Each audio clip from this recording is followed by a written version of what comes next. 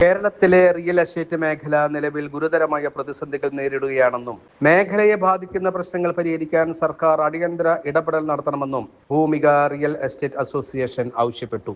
സംസ്ഥാനത്ത് ഏറ്റവും കൂടുതൽ തൊഴിലാളികൾ പ്രവർത്തിക്കുന്നതും സർക്കാരിന് ഗണ്യമായ വരുമാനം ലഭിക്കുന്നതുമായ മേഖലയാണ് റിയൽ എസ്റ്റേറ്റ്. എന്നാൽ അശാസ്ത്രീയമായി നടപ്പിലാക്കിയ ഫെയർ വാല്യൂ നിർണയ മേഖലയെ പ്രതികൂലമായി ബാധിക്കുന്നതായി അസോസിയേഷൻ ചൂണ്ടിക്കാട്ടി.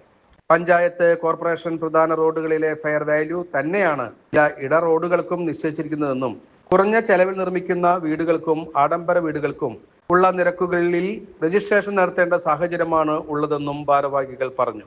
ജപ്തി നടപടികളിൽപ്പെടുന്ന വീടുകളും സ്ഥലങ്ങളും കുറഞ്ഞ വിലയ്ക്ക് വിൽക്കാൻ ശ്രമിക്കുമ്പോൾ ഉയർന്ന ഫെയർ വാല്യൂ കാരണം രജിസ്ട്രേഷൻ ഫീസും മുദ്രപത്ര ചെലവും വർദ്ധിക്കുന്നതിനാൽ വിൽപ്പന പോലും തടസ്സപ്പെടുന്ന സാഹചര്യമാണ് ഉള്ളത്. അതിനാൽ പുതുക്കിയ ഫെയർ വാല്യൂവും അനുബന്ധ രജിസ്ട്രേഷൻ നിരക്കുകളും പുനഃപരിശോധിച്ച് ആവശ്യമായ ഭേദഗതികൾ സർക്കാർ നടപ്പാക്കണമെന്ന് അസോസിയേഷൻ ആവശ്യപ്പെട്ടു.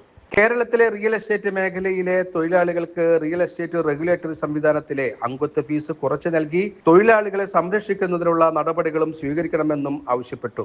ഇക്കാര്യങ്ങൾ ഉന്നയിച്ച് കേരള മുഖ്യമന്ത്രിക്കും റവന്യൂ രജിസ്ട്രേഷൻ വകുപ്പ് മന്ത്രിമാർക്കും നിവേദനം നൽകാൻ ഭൂമിക റിയൽ എസ്റ്റേറ്റ് അസോസിയേഷൻ തീരുമാനിച്ചതായും അറിയിച്ചു. തൃശൂരിൽ നടന്ന വാർത്താ സമ്മേളനത്തിൽ Bhoomika real estate association president V A Ranjith, ജില്ലാ joint secretary C K Kabeer, vice പ്രസിഡന്റുമാരായ ജിജോ നീലങ്കാവിൽ, ജില്ലാ കോർഡിനേറ്റർ പി എം ശ്രീനിവാസൻ, ജില്ലാ ട്രഷറർ പ്രഭാത് എന്നിവർ പങ്കെടുത്തു സംസാരിച്ചു.